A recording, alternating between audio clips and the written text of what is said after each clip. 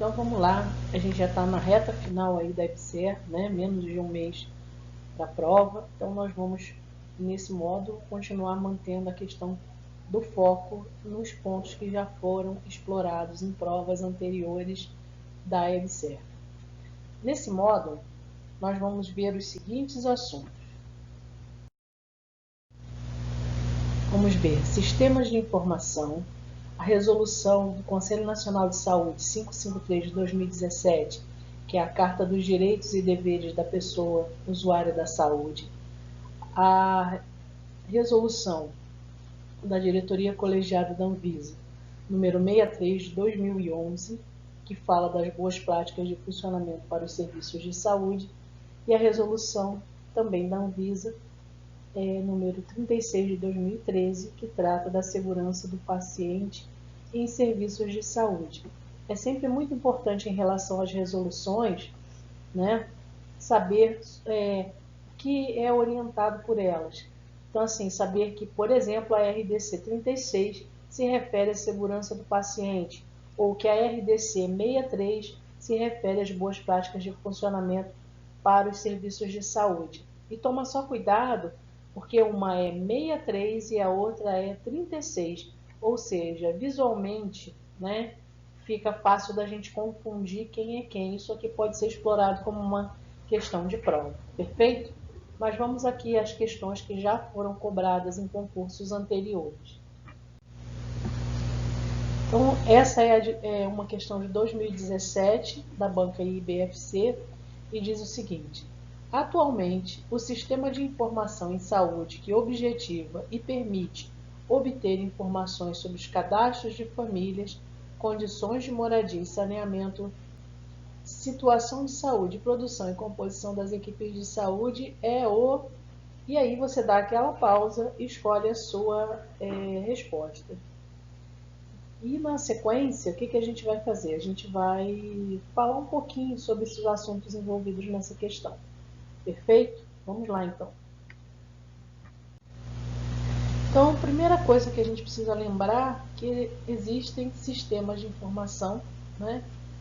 E o que eles pretendem, né? Então, para que serve sistema de informação em saúde? Segundo a OMS, ele é um mecanismo de coleta, processamento, análise e transmissão de informação. E a sua digamos assim, a sua função, né, ou digamos, a sua utilidade é planejar, organizar, operar e avaliar os serviços de saúde. Ou seja, os sistemas de informação, eles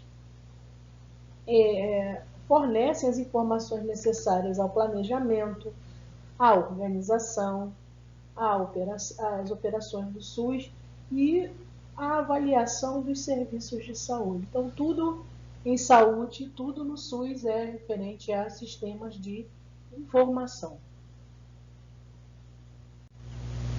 Então, os principais sistemas de informação que nós temos aqui no Brasil, que ficam, digamos assim, abrigados no DataSUS, são o SIM, o SINASC, o SINAM, o Sistema de Informação Hospitalar, que é o SIH, o CIA, que é o Sistema de Informações Ambulatoriais, o SIAB, que é o que vai responder a nossa questão, e o CISPNI, que é o Sistema de Informação do Programa Nacional de Imunizações. Detalhe, é interessante você guardar todas essas siglas. E fica fácil porque SI é sempre sistema de informação, você só vai ter que guardar o restinho. Então, sim, sistema de informação sobre mortalidade. O SINAM, que é um dos também principais, porque ele lida com epidemiologia. Sistema de informação de agravos de notificação. O SIAB, que é o que responde a nossa questão. Sistema de informação de atenção básica. Ou seja, é bom você ter isso tudo de memória, né? Sobre o SIAB, então, a gente vai ter o quê? A gente vai ter que ele é um sistema de informação, primeira coisa, sigla, né? Sistema de Informação em Atenção Básica. Ele contribui com informações sobre os cadastros de famílias, condições de moradia e saneamento, situação de saúde, produção e composição das equipes de saúde de saúde. Então, ele agrega todo esse conteúdo aí, né, de informações. O que mais? Ele é diferente dos outros sistemas porque ele incorpora a questão do território, né? Então, ele faz uma problematização a partir da questão de território, onde atuam quem? As equipes de saúde da família, as equipes de saúde da atenção básica. E a coleta de dados, desculpa, gente, é feita pelos profissionais de saúde. Então, nós temos aqui o CIAB.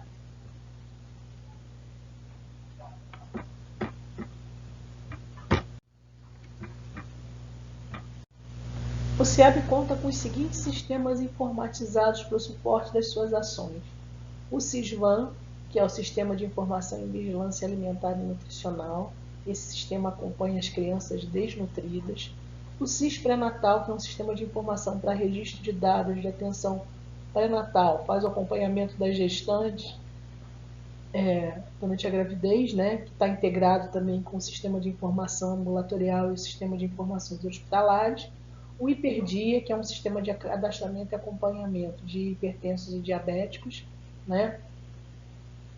Ele tem a ver com a dispensação dos medicamentos nas unidades e gera informação, obviamente, para profissionais e gestores.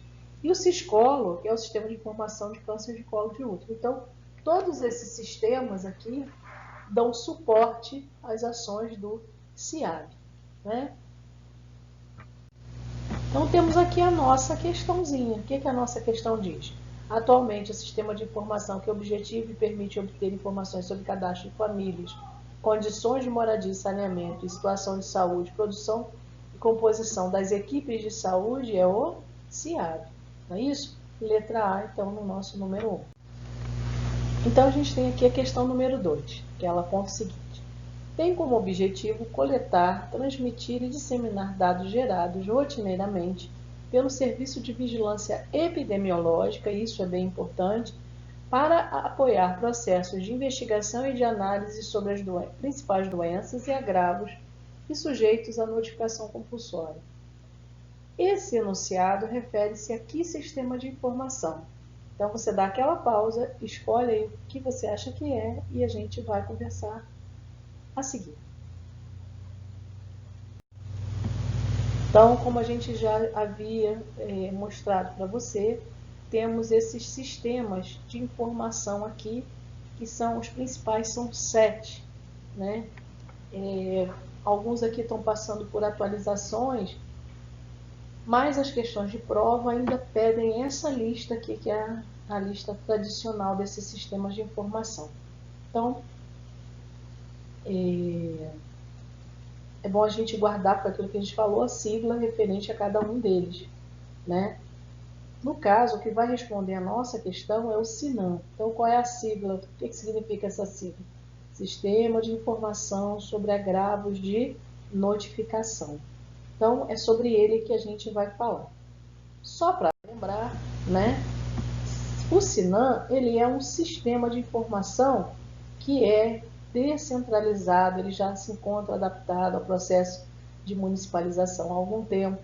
E ele está relacionado diretamente com a vigilância epidemiológica. Então, fiquem atentos, porque o enunciado ele fala que essa questão da vigilância epidemiológica já é uma pista para você achar a resposta. Então, ele capta dados sobre doenças notificáveis, né? Existe uma lista, uma portaria do Ministério de Saúde que determina quais são as doenças a serem notificadas obrigatoriamente, né? Então, ele coloca, esse sistema, ele abriga essas informações sobre as notificações. Então, ele é alimentado pelos dados de notificação e investigação de casos suspeitos e confirmados dessas doenças. Então, esse sistema ele tem ele tem uma fragilidade que eventualmente pode ser uma subnotificação, né? Os serviços de saúde não tratarem como deveriam as questões dos casos, por exemplo, dos casos suspeitos. Perfeito? Então, às vezes, ele é atingido, entre aspas, aí, por uma subnotificação. Então, o instrumento de coleta são fichas individuais de investigação, né? Atualmente no município do Rio de Janeiro, que é feita que essas fichas são preenchidas, né, nas unidades de saúde e repassadas à Secretaria Municipal de Saúde. Eles colocam aqui que esse sistema, que é o SINAM, contribui para o conhecimento da incidência, prevalência e letalidade das patologias.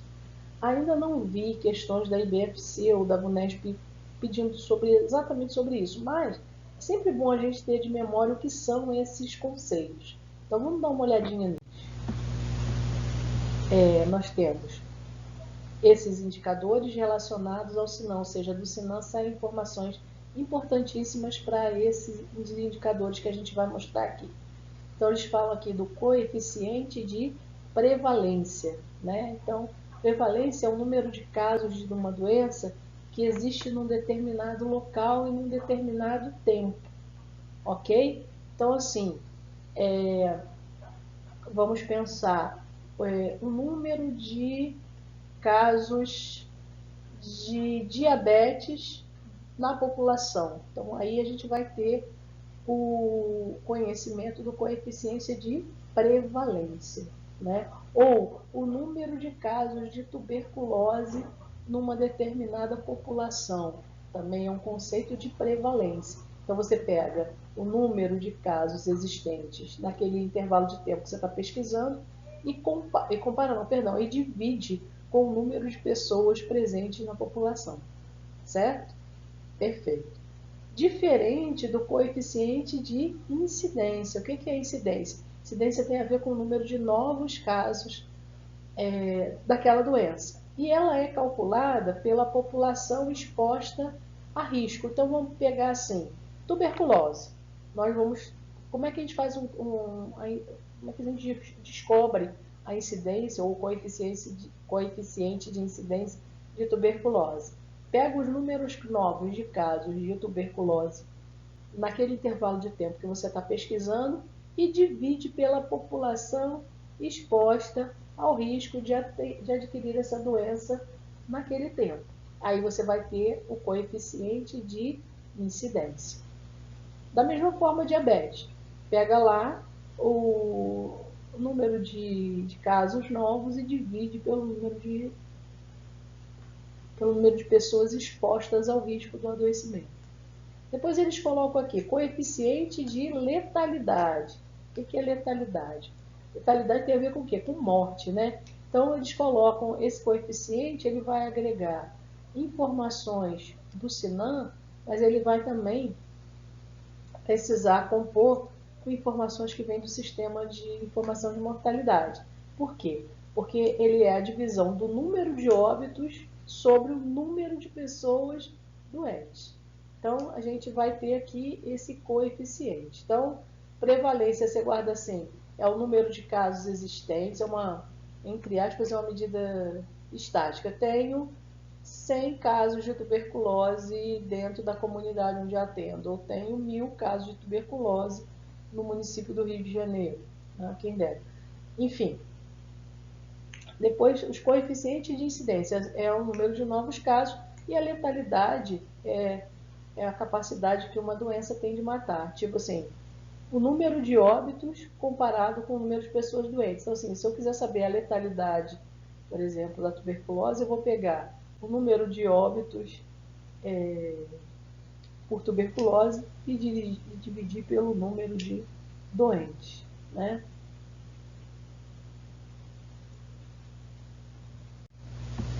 E voltando aqui à definição do SINAM, né? Ele é um sistema de informação de agravo de notificação e ele capta dados sobre quem? Sobre as doenças notificáveis, ele é alimentado pelos dados de notificação e investigação de casos suspeitos ou confirmados de doenças, né? Então vamos lá para a nossa questão.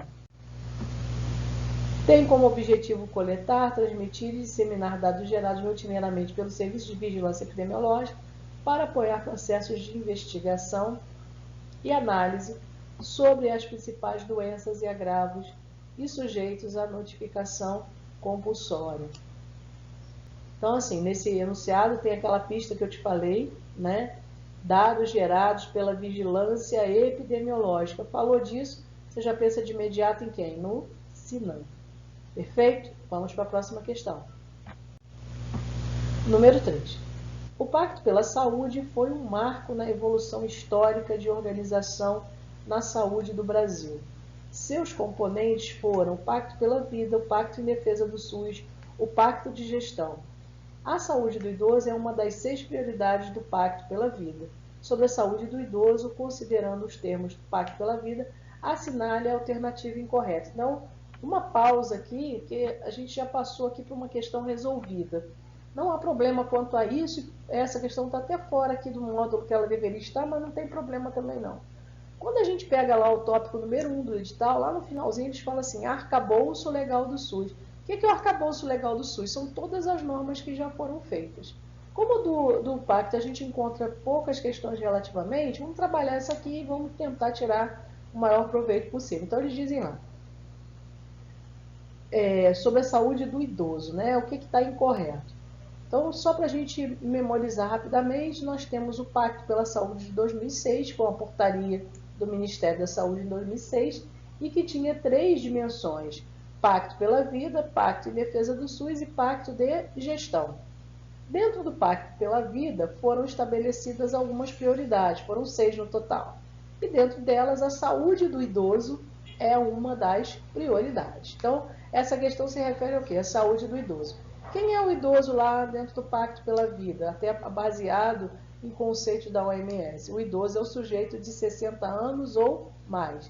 Então, a letra A está correta, não serve como resposta. Letra B diz assim, a implantação de serviços de atenção domiciliar é uma das diretrizes previstas no que diz respeito à saúde do idoso. Então, a gente pode aceitar essa afirmativa como correta, porque o pacto preconiza o contato do idoso com o seu grupo social, a sua família, né? O pacto prioriza que preconiza, né? Que esse elo é interessante até para a saúde do idoso, né? E pela deshospitalização por causa da exposição até a infecções hospitalares, etc. Então, eles querem que esse idoso permaneça o quanto possível no seu ambiente, né, familiar. Letra C, que é a resposta, porque está incorreta, diz assim, o acolhimento preferencial em unidades de saúde independe do critério de risco e é uma das diretrizes previstas no que diz respeito à saúde do idoso. Quando a gente pega lá a portaria 399 de 2006, no anexo 2, item 1, letra A, a gente vai ver que o texto diz que é contemplada a questão do risco no acolhimento preferencial ao idoso nas unidades de saúde. Perfeito? Então, assim, e fora isso, se a gente pegar uma base do Sistema Único de Saúde, daí porque arcabouço legal, né? Essa informação aí é uma informação que dá para a gente observar não só pela saúde do idoso, mas de forma genérica. Existe a questão do critério de avaliação e de gravidade e risco que é contemplado quando se vai organizar o acesso da população às ações e aos serviços de saúde. Isso fica explícito, inclusive, dentro do Decreto 7.508 de 2011. Então, a letra C está errada por causa dessa palavrinha aqui, independente, né? E a letra D diz, promoção do envelhecimento ativo e saudável domiciliar é uma das diretrizes previstas no que diz respeito à saúde do idoso. Perfeito. Quanto mais saúde esse idoso, quanto mais promoção de saúde para esse idoso, melhor vai ser o seu envelhecimento. E a letra E diz assim, na assistência farmacêutica, desenvolver ações que deve ser para qualificar, né, a dispensação e o acesso da população idosa, é uma das ações estratégicas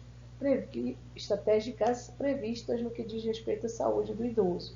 Gente, da mesma forma, a assistência terapêutica integral está lá no artigo 6º da Lei 8080. É para todo mundo, inclusive para o idoso. E óbvio que não poderia ter ficado de fora dessa portaria. Então, letra C é a nossa resposta. Número 4 diz assim: a notificação e a investigação de casos de doenças e agravos que constam na Lista Nacional de Doenças de Notificação Compulsória alimentam o sistema de informação em saúde no Brasil denominado. Então, será que você já começou a captar qual é a resposta pelo aquilo que nós conversamos ainda há pouco, há umas 2 questões atrás? Então, vamos dar uma olhadinha aqui em umas coisas. Lembra lá? Os principais sistemas de informação, que são aqueles que você precisa memorizar. Temos de novo aqui ó, o SINAM como resposta dessa questão. É o Sistema de Informação sobre Agravos de Notificação. Então, novamente, foi aquilo que a gente conversou. O SINAM já está adaptado à municipalização e tal. Mas o que é interessante de guardar como pista do SINAM é que ele está relacionado diretamente com a vigilância epidemiológica. E ele, como é um sistema de informação de agravo de notificação, o que acontece? Ele se baseia em listas, então tem uma portaria com doenças notificadas, é feito pelo Ministério da Saúde, e existe também em âmbito estadual, municipal, outros documentos. As doenças que estiverem naquelas listas, elas precisam ser notificadas à Secretaria de Saúde ou à Vigilância Epidemiológica, perfeito? Então, assim, os serviços de saúde, apareceu um caso suspeito ou confirmado de tuberculose, precisa preencher uma ficha do SINAM. É através dessa ficha individual de investigação é que a vigilância epidemiológica fica sabendo de que mais um caso, por exemplo, de tuberculose, apareceu numa determinada área abrangida por um posto de saúde ou mesmo por um hospital. A pessoa, às vezes, já chega ao hospital numa condição muito avançada da tuberculose. Então, assim, falou de casos suspeitos ou confirmados, essa ficha de notificação tem que ser emitida, né? E só para lembrar, o SINAM também tem a ver com aqueles conceitos de prevalência, incidência e letalidade que a gente conversou ainda há pouco. Então, de novo, aqui, ó, sistema de informação de agravo de notificação tem a ver com a vigilância epidemiológica com doenças notificadas. Vamos dar uma olhadinha na resposta da questão. Está lá, ó, sublinhado aqui, doenças e agravos que constam na Lista Nacional de Doenças de Notificação Compulsória. Qual sistema que vai abrigar esse tipo de informação? Que vai ser alimentado por esse tipo de informação? Sistema de Informação de Agravo de Notificação, que é o SINAM. A número 5 é uma questão capciosa porque ela é muito detalhada, né? Então, tá lá. Considerando os instrumentos utilizados pelo CIA-SUS, o que é o CIA? Sistema de Informações Ambulatoriais. Então, a pessoa vai ser atendida, por exemplo, num ambulatório qualquer, e esse atendimento vai produzir informações a serem encaminhadas para o sistema de informações ambulatoriais. E faz um link direto com as questões de financiamento, na verdade, de faturamento. Tá? Então, assim, beleza. Aí, o que acontece? Eles propuseram essa questão aqui. Então, considerando os instrumentos utilizados pelo CIA-SUS, analise os itens abaixo e assinale a alternativa na qual os itens citados correspondem a esses instrumentos. Então, como eu falo para você, eles têm a ver com faturamento, tá? E aí, cabe aqui uma explicação, assim, rapidinho, sobre algumas questões aqui. Então, o que é uma programação físico-orçamentária?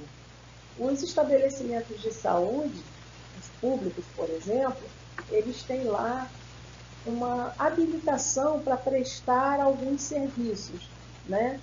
Então, essa habilitação é feita através do que chama de FICO, Programação Físico-Orçamentária, tá? Detalhe, conforme ele vai executando as suas tarefas, ou seja, as tarefas compatíveis com aquela FICO que ele tem, com aquela ficha físico-orçamentária, perdão, com aquela programação físico-orçamentária que ele tem, então, conforme ele vai executando as tarefas, ele vai produzindo boletins de produção ambulatorial, né? Existe o consolidado, existe o individual, mas é o BPA. O que o BPA traz? Toda a produção daquele estabelecimento em relação aos serviços de saúde para os quais ele está habilitado, né? E temos a autorização de procedimentos de alta complexidade, que também é um desses instrumentos, só vai poder ser realizado se houver qualquer procedimento de acordo com a FIPO de algum estabelecimento, só será realizado se houver autorização de procedimentos de alta complexidade. Então, todos eles acabam sendo contemplados aqui. Isso numa explicação mais rápida, né? Agora, vamos dar uma olhadinha aqui numa coisa. Então, lembra lá? Os principais sistemas de informação ambulatorial, e aqui a gente está falando do CIA, que é o Sistema de Informações Ambulatoriais. Então, ele é descentralizado, ele foi criado em 1995 pelo Ministério da Saúde. Os registros são feitos de acordo com uma tabela de procedimentos que é periodicamente atualizada. Então, essa tabela de procedimentos, né, ela tem uma relação direta com a habilitação que aquele estabelecimento tem para prestar serviço. Então, ele vai permitir que as secretarias estaduais e municipais de saúde conheçam e acompanhem os serviços produzidos. Os instrumentos do CIA são a autorização de procedimentos ambulatoriais de alta complexidade, a PAC, o boletim de produção ambulatorial, né, onde são registrados os procedimentos ambulatoriais realizados, e a ficha de programação orçamentária, que pode ter esse I ou não, tá?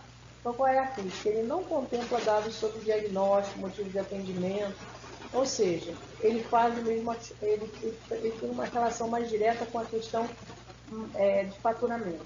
O que foi produzido para que eventualmente seja remunerado, para que seja remunerado, né? Então, ele compara o que foi produzido e a remuneração, e assim os gestores podem planejar melhor os serviços. Então, esse é o CIA e os seus instrumentos, a PAC, BPA e FIP. Então, temos aqui a nossa resposta. Se você quiser dar uma olhadinha, tem esse link aqui, que é o Manual Operacional do Sistema de Informações Ambulatoriais. Só que eu acho que, a essa altura do campeonato, você guarda o que está aqui e depois, mais tarde, se você tiver curiosidade, depois da prova você consulta, porque já não dá mais tempo para muito preciosismo, né? Temos que ter foco. Vamos para a próxima. Número 6. Em relação à Carta dos Direitos dos Usuários da Saúde, assinale a alternativa incorreta, né? Então, vamos conversar. Você vai dar aquela pausa, vai ver aqui o que você acha que é incorreto, e a gente vai conversar um pouquinho sobre a Carta dos Direitos dos Usuários da Saúde. Vamos lá. Essa Carta dos Direitos dos Usuários da Saúde, a primeira versão, se eu não me engano, foi em 2009, e já houve, a gente estava lidando com uma versão atualizada. Então, para que toda a população, para que existe essa Carta dos Direitos dos Usuários de Saúde? Ela tem uma ligação direta com a questão da universalidade, da integralidade. Ela tem uma relação direta com a participação social, ou seja, o cidadão conhecer quais são os seus direitos e passar a interagir melhor com os sistemas de saúde, né? Inclusive participando da gestão do SUS da forma que puder, seja pelos conselhos, seja através de através de ligações, por exemplo, à ouvidoria, né? Então, esse cidadão ele vai participar ou se engajando num movimento social que tem a ver com uma causa relativa à saúde. Então, portadores de doença celíaca ou portadores de HIV, né? Enfim, são movimentos sociais que se organizaram para cuidar do interesse das pessoas que são, digamos assim, portadoras dessas patologias, porque essas pessoas, teoricamente, têm as suas necessidades específicas. Então, cada grupo vai brigar pelo seu, né? Pelo seu interesse, vamos dizer assim, né? Então, todos têm que conhecer todos os direitos. E essa Carta dos Direitos dos Usuários do SUS, ela é feita exatamente para isso, tá?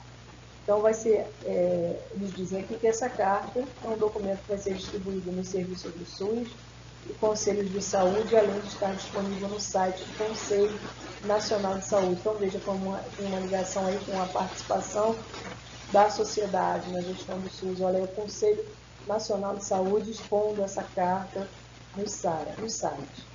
Sendo que, só um parêntese aqui, um detalhe, quando eu dou aula para turmas presenciais, geralmente a maioria das turmas presenciais é só do pessoal de saúde, dificilmente alguém conhece essa carta. Ou seja, o que eu deduzo?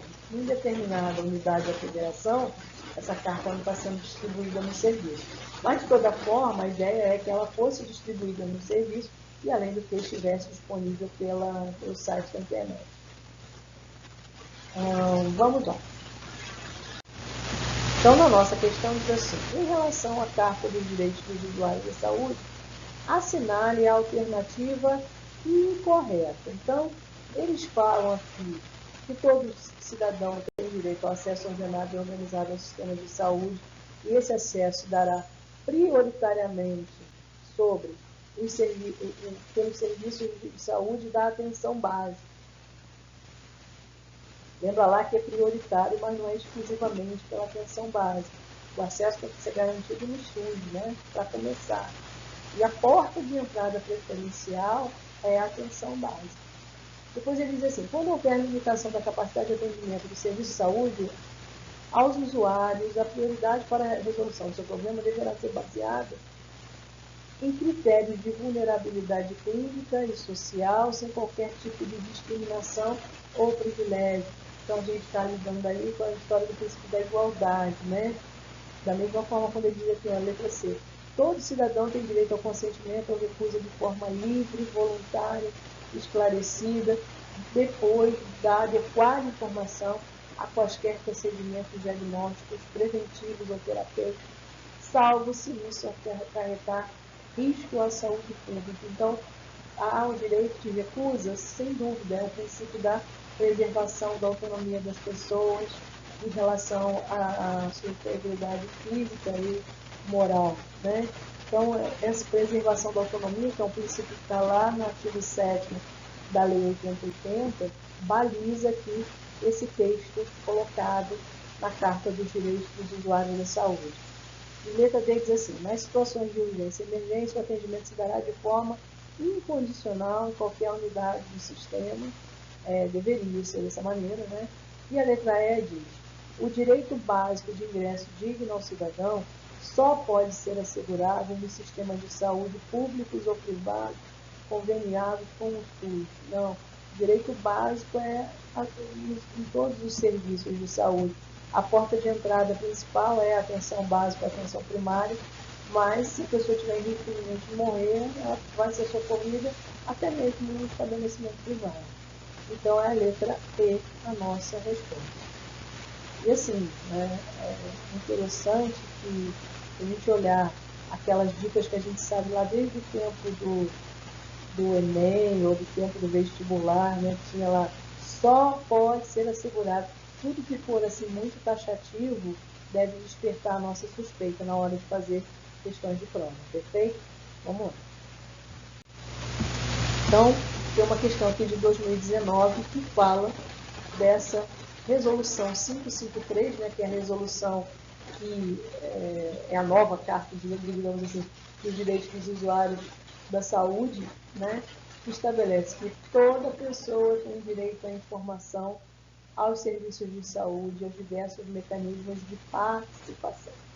Neste sentido, recomenda-se que as unidades básicas de saúde constituam um espaço legítimo de participação da comunidade denominado. Então, se a gente vai pensar, né, em algo referente à saúde e à participação social em saúde, a gente vai pensar, para começar, na figura de um conselho. Então, você já tem 50% de chance de acertar essa questão. Agora, resta saber se é um conselho distrital de saúde ou se é um conselho local, tá? E aí, a gente dá uma olhadinha lá no texto, na sexta diretriz, né, da resolução, que é a Carta dos Direitos dos Usuários do SUS, de 2017, Na sexta diretriz é apontado que toda pessoa tem direito à informação sobre os serviços de saúde e aos diversos mecanismos de participação. E lá no segundo parágrafo, eles preconizam que as unidades básicas de saúde, que são o acesso preferencial do usuário, né, devem constituir conselhos locais de saúde com a participação da comunidade. Então, a nossa resposta fica na letra C. Número 1.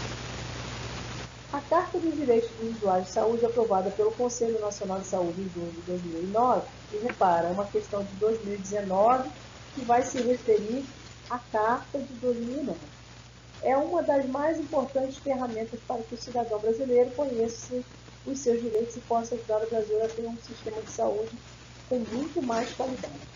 Um dos artigos da Carta, lá ainda era artigo, né, estabelece que toda pessoa deve ter seus valores, cultura e direitos respeitados na relação com os serviços de saúde. Né? Então, isso está preconizado pela questão da igualdade, está preconizado pela questão da preservação da autonomia. Né? Aí ele diz, garantindo-lhe o sigilo e a confidencialidade de todas as informações pessoais, mesmo após a morte, salvo nos casos de... Então, assim, vamos pensar em que casos, por exemplo, esse sigilo pode ser quebrado. O que precisa acontecer para que seja legítima a quebra desse sigilo? Escolhe aí a sua resposta e vamos discutir daqui a pouco. Então, a quarta diretriz da Carta, da Resolução 553, embora lá o enunciado se refira a 2009, algumas coisas não mudam, né? Então, essa quarta diretriz diz ainda que toda pessoa deve ter seus valores, culturas e direitos respeitados na relação com os serviços de saúde. E lá no parágrafo único, né, no segundo inciso, diz assim, sigilo e confidencialidade de todas as informações pessoais, mesmo após a morte, salvo nos casos de risco à saúde pública. Ou seja, quando esse sigilo for ameaçar a saúde de alguém, esse sigilo precisa ser quebrado. Então, eles colocam lá, ó, letra C, risco à saúde pública. Está aqui marcadinho para gente. Número 9. Acerca da resolução da diretoria colegiada, número 63, de 2011, da Agência Nacional de Vigilância Sanitária, assinale a alternativa que apresenta as seções constantes no capítulo que indicam as boas práticas. Então, preste atenção.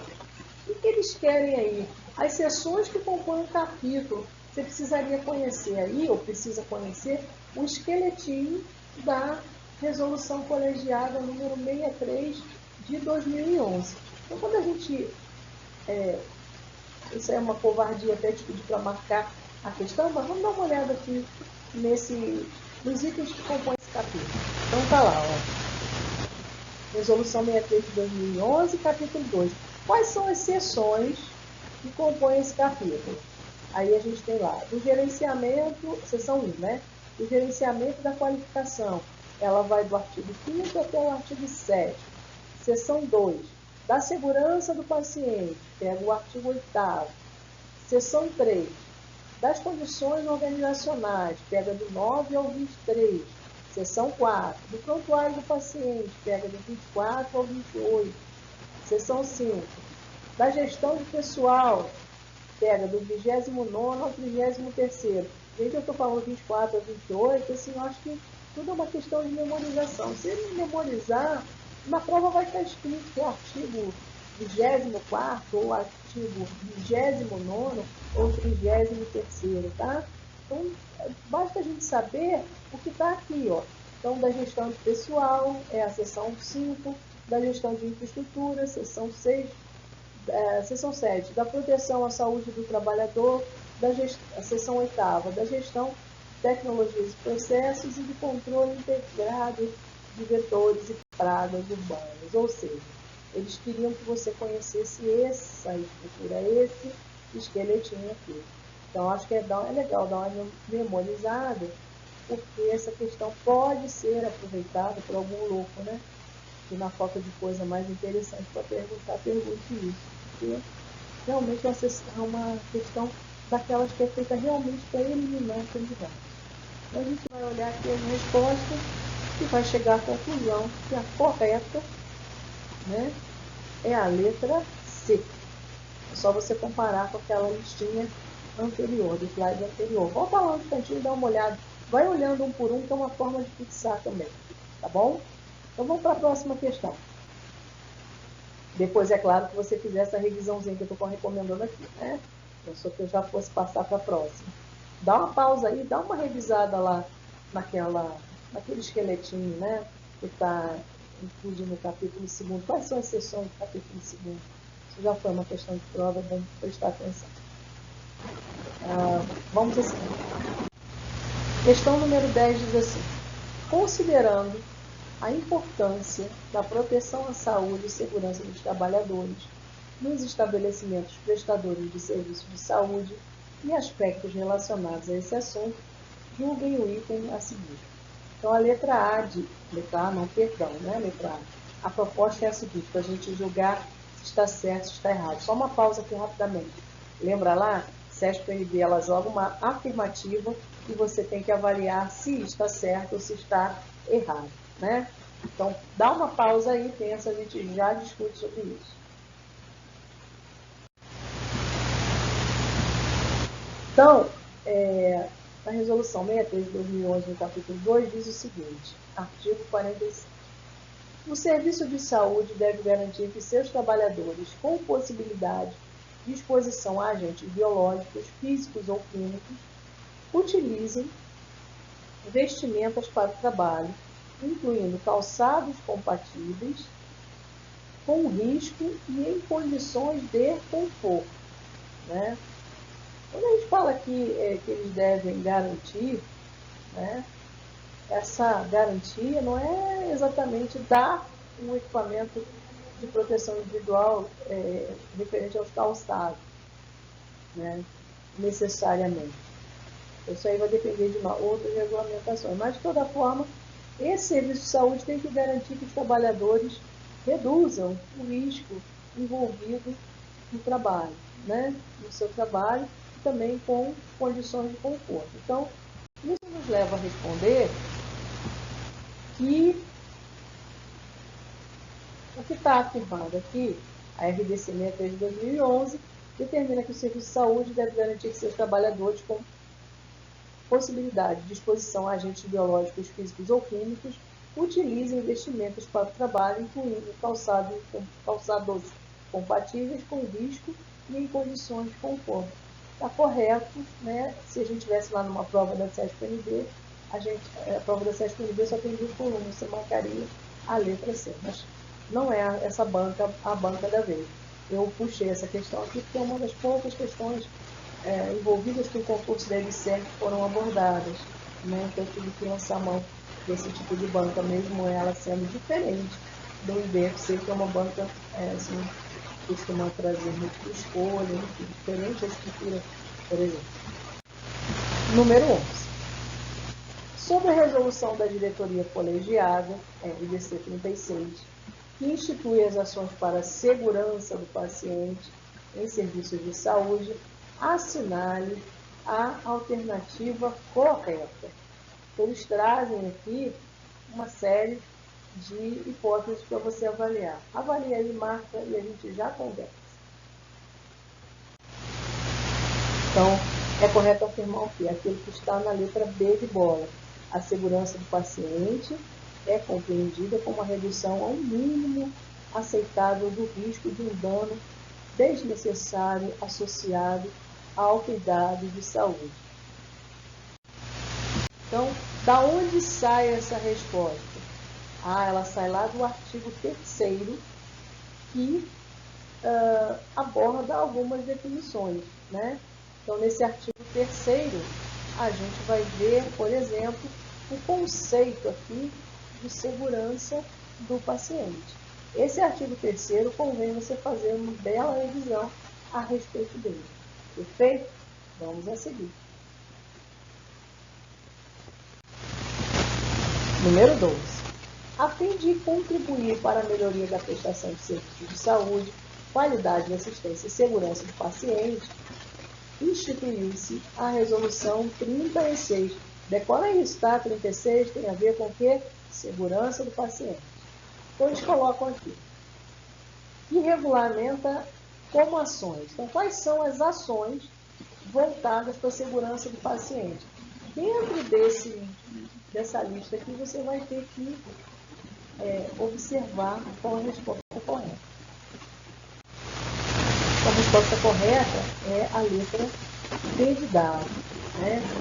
Fala dos núcleos de segurança do paciente, dos planos de segurança do paciente e da obrigatoriedade de eventos adversos. O que são eventos adversos? São aqueles que produzem algum dano no paciente, né? Então, isso tem a ver com segurança. Agora, eles botam processamento de produtos para a saúde. Não necessariamente isso ocorre dentro da unidade de assistência, né? Então, essa questão, esse número 4, ele é mais genérico. Mas se a gente for buscar aqui o fundamento dessa questão, está aqui no artigo 4, né? Que fala que essa direção tem que colocar esse núcleo, né? Tem que instituir o núcleo de segurança do paciente e complementa o que deve ser feito nos artigos 6º, 8º e 10º. Depois você dá uma olhadinha neles.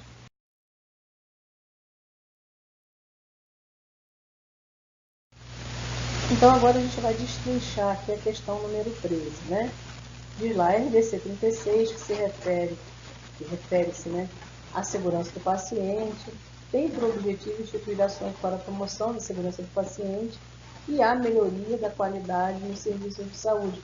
Então, é sempre bom a gente saber para que serve a resolução, né? E aí, o que eles dizem aqui para a gente é o seguinte, na letra A tem assim, a cultura da segurança refere-se a um conjunto de valores e atitudes, competências e comportamentos que determinam comprometimento com a gestão da saúde e da segurança, substituindo a culpa e a punição pela oportunidade de aprender com as falhas e melhorar a atenção à saúde, né? Então, nessa definição que está lá no artigo 3º, no inciso 2º, nós vamos encontrar exatamente aqui a definição. E aí a gente vai analisar as outras hipóteses. Então, a letra B diz assim, as ações de competência do núcleo de segurança do paciente incluem a promoção de mecanismos para identificar e avaliar a existência de não conformidade nos processos, procedimentos realizados na utilização de equipamentos, medicamentos e insumos, propondo ações corretivas e punitivas. Não é punitivo. Está lá diferente no artigo 7º, né? Depois a letra C diz assim, as ações estabelecidas são estendidas a todos os serviços de saúde, sejam eles públicos, privados, filantrópicos, civis ou militares, incluindo aqueles que exercem ações de ensino e pesquisa. Aí eles dizem aqui no final que consultórios individualizados, laboratórios clínicos e serviços móveis de proteção domiciliar também estão inclusos, mas não estão não. Você vai olhar o texto da portaria e colocam que eles estão excluídos, né? Então vamos dar uma olhadinha lá na fundamentação dessas respostas B e C. Na resposta B e C falam de ações preventivas e corretivas, né? E não punitivas. Na letra C, está lá no artigo 2º, no parágrafo único, dizendo que exclui-se do escopo dessa resolução consultórios individualizados, laboratórios clínicos e os serviços móveis de atenção domiciliar. E partindo para a última, que é a letra D, diz assim, o plano de segurança do paciente integra a implementação de protocolos estabelecidos pelo Ministério da Saúde, a higienização das mãos, a prevenção de quedas e de úlceras por pressão, mas não contempla essa última parte aqui. Está onde? No artigo 8º, também da RDC número 36. Tá bom? Vamos lá. Vamos lá no número 14. A RDC 36 institui ações para a segurança do paciente em serviços de saúde. do Plano de Segurança do Paciente em Serviços de Saúde, elaborado pelo Núcleo de Segurança do Paciente, deve estabelecer estratégias e ações de gestão de risco. Entre as estratégias descritas, marque a alternativa que não condiz com as estratégias preconizadas, ou seja, é aquilo que não é uma das estratégias. E aí você vai marcar a resposta e a gente vai chegar ao final. Então eles dizem lá, né, que a identificação, análise, avaliação e monitoramento dos riscos nos serviços de saúde deve ser feita de forma aleatória. Raciocina, gente. Se é um plano de segurança do paciente elaborado pelo Núcleo de Segurança do Paciente, ele vai fazer tudo para que o processo seja seguro. E nunca de maneira aleatória, vai ser de uma maneira que, como eles dizem lá no artigo 5º, de forma, o monitoramento vai ser sistemático e contínuo, ou seja, e contínuo, né? Não contínuo não, desculpa. Sistemático e contínuo, é alguma coisa que é feita como rotina, é feita para todas as pessoas. Perfeito? Então, a letra A é a nossa resposta, digamos assim, errada, né? Que é a que responde a nossa questão. Perfeito? E aí, o que eles colocam aqui? A gente coloca as fontes que foram utilizadas nessa resposta. Perfeito?